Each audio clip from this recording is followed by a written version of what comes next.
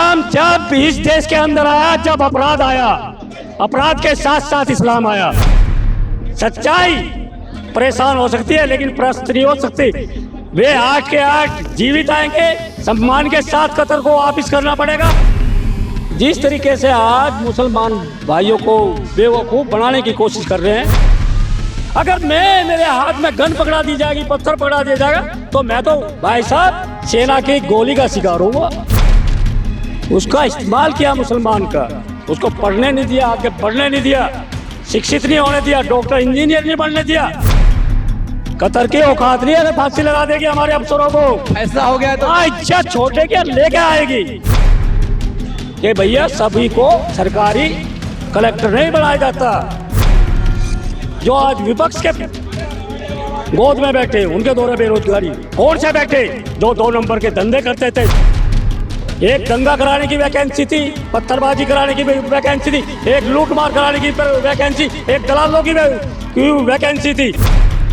यानी जब भी कोई अच्छे काम होते हैं इस देश में, जब यहाँ का विपक्ष को रोना शुरू हो जाता है, क्योंकि यहाँ का विपक्ष ही गद्दार है, गद्दार है, गद्दार है।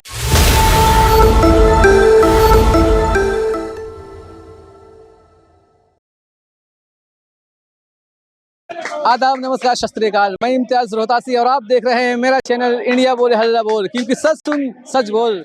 आज हमारे साथ है रविंदर आर्य साहब। इनसे हम बात करेंगे कि ये क्या कहते हैं, 2024 के बारे में बात करेंगे और कतर का जो मुद्दा चल रहा है इसके बारे में इनसे पूछेंगे कि ये क्या कहते हैं। पुराने क्वेश्चनों का जवाब दूं थोड़ा सा।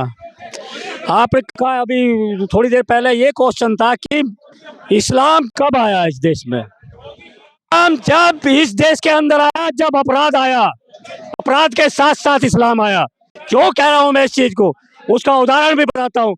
आज पूरे विश्व के अंदर 57 कंट्री इस्लाम की होती है, 57 के 57 में आज आतंकवाद होता है, बाकी और किसी कंट्री में आतंकवाद नहीं होता। इसलिए जब इस्लाम ने जन्म लिया तभी अपराध ने जन्म लिया। इससे पहले कोई नहीं। आप यही है भाई साहब, आप सुनते नहीं हो, परेशानी है। एक बात बताओ मुझे, आप कहाँ पर आतंकवाद है ये बताओ। आपने नहीं, आप इस्लाम को नहीं बदनाम कर सकते। कुछ मुसलमान है उनको आप बोल सकते हैं, लेकिन पूरे इस्लाम को कैसे बदनाम कर सकते हैं? मैंने ये बताया, मैं पूरे इस्लाम को बदनाम नहीं। आपने कहा पूरे को जोड़ रहे हैं। मैंने नहीं कहा, ये कहा जब इस्लाम आया जब ये अपराध साथ में आया। मैंने पूरे इस्लाम को बदनाम नहीं लिया। तो इस्लाम को जब बोले कि इस्लाम आया तो मैंने पूरे इस्लाम को बदनाम नहीं किया। आप गलत कह रहे हैं, मैंने ऐसा नहीं कहा। अच्छा, कतर के बारे में क्या बोलेंगे आप, ये बताइए। कतर के बारे में मैं ये बोलूँगा कि कतर की मानसिकता फिलहाल गंदी है, उसको जवाब देने की क्षमता है भारत की। अभी भी हमारे प्रधानमंत्री ने उसको सुझाव भी दिया था और उसको जवाब देने की भी तैयारी है। ऐसी बात नहीं है। जैसे कि आप अभी थोड़ी देर पहले कह रहे थे पत्रकार महोदय कि आपके प्रधानमंत्री, हमारे प्रधानमंत्री कर क्या रहे हैं। तो अगर वे भारतीय 8 अफसर हैं, भारत के 8 अफसरों को फांसी की सजा दी जाती है, एक उसको झूठे और बेबुनियादी केस में फंसा के कि ये जासूसी कर रहे थे इजराइल की। तो अगर भारतीय आदमी भारत के लिए काम कर रहा, फिर रिटायरमेंट है, वे जो रिटायर हो जाता है वो तो किसी डिपार्टमेंट के लिए काम ही नहीं कर सकता। बीजेपी ये कहती है कि मोदी जी का बाहर विदेशों में बहुत बोलबाला है, सारे देश उनकी बात मानती है, तो ये बात फिर क्यों नहीं मान रही है? मानती नहीं। बात सुनो भाई साहब, मैं बताऊंगा एक चीज। जीत सच्चाई की होती है। सच्चाई परेशान हो सकती है लेकिन प्रस्त नहीं हो सकती। वे 8 के 8 जीवित आएंगे, सम्मान के साथ कतर को वापिस करना पड़ेगा। ये हमारी सोच नहीं, ये हमारा विश्वास है, क्योंकि हमें गर्व है कि हमारे आज प्रधानमंत्री माननीय नरेंद्र मोदी जी है, जिसने इस देश को नहीं, इस देश की जनता के एक एक बच्चे को विश्व पटल पर चमका दिया, खड़ा कर दिया लाके। तो आज हमारी बहुत अच्छी सोच भी है, एनर्जी भी मिलती है हमें ऐसे प्रधानमंत्री से। जब भी वे कोई भाषण देते हैं, जब भी कोई बात करते हैं, या मन की बात हो या कुछ भी बात होती है देश के, जैसे कि आज मेरी माटी मेरा देश एक अभियान को उद्घाटन किया गया, उसको बढ़ाया गया, युवाओं के लिए बात किया गया, भारत की एकता के लिए बात की गई। आज तक ऐसी किसी सरकार ने कोई बात नहीं करी। बात करी है देश को, भारत जोड़ो यात्रा की, लेकिन देश की एकता की बात किसी ने नहीं करी। यूपी के जो युवा है वो सड़क पर उतरे हुए हैं, वो कह रहे हैं कि हमें नौकरी नहीं मिल रही, हमारी डिग्री बेकार जा रही है। मैं बताऊंगा भैया, मैं भी मेरठ उत्तर प्रदेश से आता हूँ, उसी यूपी से आता हूँ। हालांकि मेरी 49 है, मैं वो युवा नहीं कह सकता, क्योंकि हमारे एक यहाँ के एक मैं तो युवा की बात कर रहा सुनो, मैं अपने आप को नहीं कह सकता, लेकिन युवाओं के बारे में जानकारी बच्चे जरूर है हमारे युवा। तो मैं ये कहना चाहूँगा उन लोगों के लिए कि भैया सभी को सरकारी कलेक्टर नहीं बनाया जाता, ना बनते।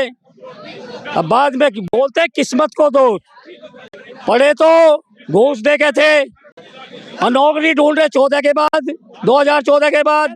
जिस आदमी का ये क्वेश्चन है, भाई आप कुछ बोलना सुन तो लो, जिस आदमी का ये क्वेश्चन है कि यहाँ भुखमरी है, बेरोजगारी है, या काम नहीं है, कुछ नहीं है, आदमी परेशान है, मैं उन लोगों को बताना चाहूंगा उस देश में बेरोजगारी होती है जिस देश में ज्यादा लूट, ज्यादा चोरियां, ज्यादा गुंडागर्दी, ज्यादा छिंदा झपटी, ज्यादा आतंकवाद, ज्यादा घूस लेने की बात होती है। जैसा मेरा पड़ोसी देश, एक उदाहरण के तौर पे बता रहा हूँ, जैसा मेरा पड़ोसी देश पाकिस्तान का नाम पाकिस्तान और श्रीलंका, आज वहाँ महंगाई है, श्रीलंका बेरोजगार है। मैं पूरा सुन लो, पूरा सेंटेंस छोड़ दो। यहाँ वे बेरोजगार है, या तो कोई काम नहीं करना जानते। पड़ोसी देश में आज भुखमरी है जहाँ 300, 250, 300, 400, 450 रुपए तक भी आटा बिक गया। जहाँ वहाँ की सेवा करने वाले सैनिक ही वहाँ से आटे लूट लूट के ले जा रहे थे, वो हालत है। कांग्रेस उसको बेरोजगारी कहते, या फिर बेरोजगारी कहाँ है? जो आज विपक्ष के गोद में बैठे उनके दौरे बेरोजगारी। कौन से बैठे जो 2 नंबर के धंधे करते थे, ईमानदारी से कमाने वाला, आज ना कोई बेरोजगार है ना कोई भूखा मर रहा। ये देश खुशहाल है। चलो सच्चाई अब इतना बोल दिया, अब मेरी सुनो। आप कांग्रेस की राज में वैकेंसी निकलती पता चलता था, बीजेपी के राज में कांग्रेस की वैकेंसी, वो नौकरी की वैकेंसी क्यों नहीं निकलती है? भैया बराबरी नहीं हो सकती, बराबरी नहीं हो सकती। युवा कहाँ जाएंगे? बता तो रहा हूँ, बराबरी नहीं हो सकती। युवा कहाँ जाएंगे फिर? कांग्रेस ने 2 भागों में बांट रखा था युवाओं को। एक दंगा कराने की वैकेंसी थी, पत्थरबाजी कराने की वैकेंसी थी, एक लूटमार कराने की वैकेंसी, एक दलालों की वैकेंसी थी, एक सरकारी सर्वेंट की वैकेंसी थी, जहाँ वहाँ भी घूस चलती थी। लेकिन यहाँ ना घूस चलती, ना पत्थरबाजी होती, ना लूटमार की वैकेंसी, यहाँ एक ही वैकेंसी है। तो भैया उस काबिल बनो, उस वैकेंसी के लायक बनो और मिलेगी वो चीज आपको। जब वैकेंसी नहीं होगी तो कैसे मिल जाएगी? मिलेगी, कौन कह रहा नहीं। मैं उत्तर प्रदेश से आता हूँ, 2020 में पुलिस की भर्ती हुई, अभी यहाँ दिल्ली में भर्ती चल रही, अभी यहाँ और भी भर्ती है। रेलवे की सारी वैकेंसी बंद कर रखी है। अरे भाई साहब, मैं कह रहा हूँ रेलवे की सारी कर रखी, तो क्या उसको शिकायत करो, प्रोटेस्ट करो, सरकार से मांगो। प्रोटेस्ट करते हैं, मैं कह रहा हूँ उनका अधिकार है। अगर हम एक मिनट अगर हम प्रोटेस्ट करते हैं तो आप कहते हैं कि देशद्रोह है हम? नहीं, गलत कह रहे हैं, देशद्रोह नहीं, जो अपना अधिकार मांगता है। एनआरसी का प्रोटेस्ट हुआ तो आपने कह दिया देशद्रोही है ये? कौन सी एनआरसी का प्रोटेस्ट हुआ तो? भैया कुछ प्रोटेस्ट गलत भी होते हैं, कुछ गलत तरीके से भी होते हैं प्रोटेस्ट। वो जैसे उस दिन कहते थे, सही, एक मिनट, वे यूं कहते हैं हम बेरोजगार हैं, पूरा उसका सबूत ले रहे, गवर्नमेंट ने बहाल नहीं करा उनको। मैंने उस पे ये बोल रहा था, ये आपकी समस्या है, बेरोजगारी नहीं है। गवर्नमेंट से लड़ो, अपना अधिकार मांगो, लेकिन बेरोजगारी मत बताओ। प्रोटेस्ट करते हैं तो उन्हें घसीट के अंदर बंद कर दिया जाता है। इस दिल्ली में तो आज तक कोई जेल गया नहीं भाई। क्या बात कर रहे हैं? महिला जो बैठी हुई, तो कौन गया? वो महिला कौन गया? महिला जो बैठी जेल में कौन गया? तो घसीट के उनको कहाँ ले गए? एक बात बताओ, अगर यहाँ लोकतंत्र जैसे मंदिर का यहाँ उद्घाटन करने एक माननीय प्रधानमंत्री जी आते हैं, क्या आप रोडों पे उतर के दंगा कराएंगे?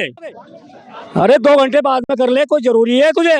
यानी कि जब भी कोई अच्छे काम होते हैं इस देश में, जब यहाँ का विपक्ष को रोना शुरू हो जाता है, क्योंकि यहाँ का विपक्ष ही गद्दार है, गद्दार है, गद्दार है इस देश का। 24 में क्या हो सकता है फिर ये बताइए? भैया इस देश में 24 में वो होगा जो इस राष्ट्र के लिए काम करेगा, इस देश के लिए अच्छा काम करेगा, इस देश को बढ़ाने की काम करेगा, इस देश के गरीबों की काम करेगा, इस देश के बेरोजगारों के लिए काम करेगा, इस देश के उस विकलांग आदमी के लिए काम करेगा, इस देश के विकास की बात करेगा। जैसे कि आज माननीय नरेंद्र मोदी जी सारे काम कर रहे हैं, ऐसे ही माननीय नरेंद्र मोदी जी तीसरी बार फुल बहुमत से बनेंगे प्रधान। तो कांग्रेस के राज में क्या तरक्की नहीं होती थी देश की?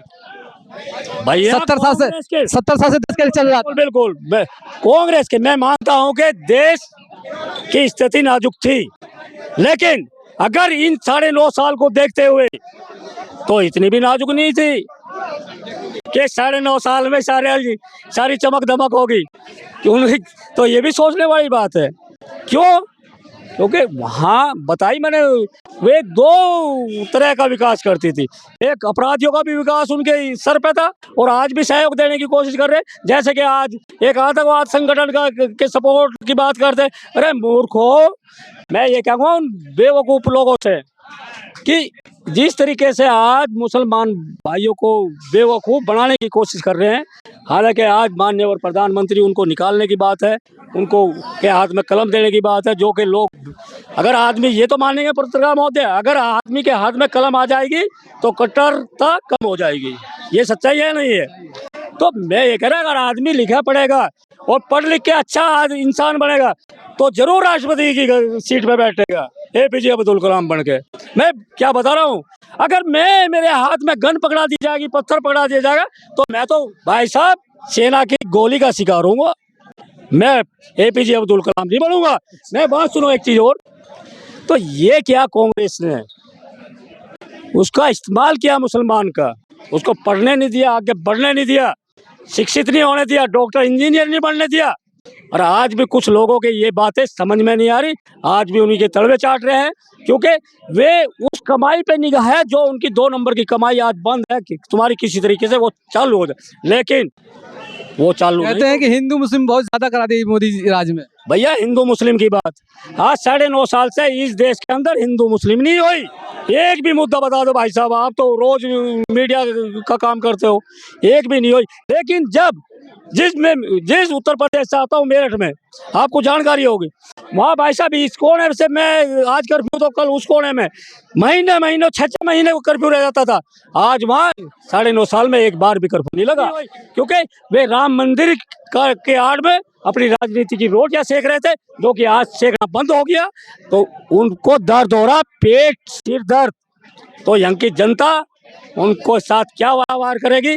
अगर राहुल गांधी जी वाकई इतने भले और अच्छे और इतने काबिल आदमी हैं होते, तो आज सोनिया गांधी दादी बन जाती। तो आप क्या ताने दे रहे हैं उन्हें? ताने नहीं दे रहा, अगर इतने शिक्षित और अच्छे मैं फिर बोलूंगा आप बुरा मान जाएंगे। मैं ये कह रहा हूँ, नहीं मैं फिर बोलूंगा, फिर आप बुरा मान जाएंगे। तो मोदी जी अभी तक बाप क्यों नहीं बन पाई, ये बताइए। बात सुनो, मोदी जी तो उन गलत लोगों का साथ नहीं दे रहे, और हमास के सपोर्ट करने वाला का साथ नहीं दे। मोदी जी तो यहाँ भले आदमियों के गरीब को उठाने वाली बात कर रहे हैं, तो उसके तरह काम थोड़ी कर रहे। आपने ये बताया, आपने पर्सनल अटैक करा है ना, इससे बोल रहा हूँ। पर्सनल अटैक नहीं, पर्सनल अटैक किया, दादी नहीं बन पाई अभी तक। ओ भैया बात सुनो, 1 मिनट बात सुनो। एक पार्टी के माध्यम से बोल रहा हूँ, किसी आम जनता को नहीं बोल रहा। एक पार्टी के नेता को बोल रहा हूँ, किसी आम जनता को नहीं बोल रहा। फिर दूसरी बात, अगर वाकई कांग्रेस काम करती तो आज यहाँ राशन देने की नौबत नहीं आती। सच्चाई है, अगर कांग्रेस पहले अपने कार्यकाल में काम करती और अच्छा करती है, तो आज चीन से आगे मिलते हम।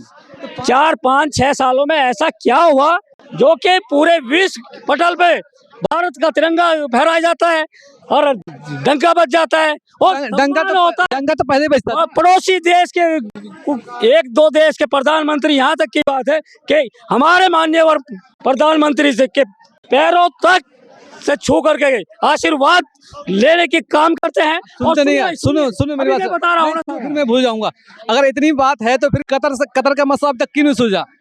कतर का मसला सुलझेगा, सुन तो लो 1 मिनट। अरे सबर भी तो कोई चीज है। अभी हमारा एक सबर करते रहेंगे जब तक उनको फांसी हो जाएगी। अभी हमारा एक सैनिक शहीद हो गया, वो शहीद नहीं हुआ, उसकी बॉडी उसके घर तक नहीं गई, उस गरीब के, उस सैनिक की जो यहाँ शहीद हुआ उसकी बॉडी उसके घर तक नहीं पहुंची।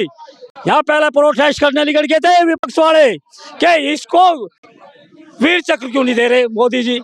अरे नालायकों, अपनी बुद्धि को के हिंदू रीति रिवाज में, मुसलमान रीति रिवाज में और धर्मों के रीति रिवाज में सब में एक चीजें होती है, उसका समय होता है। जैसे हमारे हिंदुओं में जैसे 13वीं होती है, कई 7 दिन में हो जाते हैं, 11 दिन में, कई मतलब 13 दिन में, तो उनके- उसका समय होता उनकी है। एक मिनट आदमी के साथ साथ सुनो सुनो सुनो मेरी बात सुनो उसको सम्मान नहीं सुन मिलता। तो सुन इनको तो अरे इतना नहीं पता सुन उसके परिवार को सुन अरे सुन लो तो क्या मतलब फांसी होने का उनका इंतजार करे क्या क्या यहाँ की जो जनता है उनको फांसी का इंतजार करे कतर की औकात नहीं है, अगर फांसी लगा देगी हमारे अफसरों को, फैसला हो गया है तो वहाँ इज्जत छोड़ देगी और लेके आएगी, आएगा देश। कतर की अदालत ने फैसला कर दिया है। अरे भाई साहब यहाँ भले चाहे इजराइल क्यों ना बढ़ाना पड़े हमारे सैनिकों को, हकीकत बात है, क्योंकि निर्दोष आदमी कोई नहीं फंसे जा, वो चाहे किसी धर्म का हो, चाहे किसी सरकारी आपको अफसर हो, लगता है कि आ जाएंगे आम जनता हो, सुन लो आपको आपको आपको लगता है कि आ जाएंगे वहां से नेवी सैनिक बिल्कुल आएंगे, विश्वास है हमें अपने प्रधानमंत्री पे।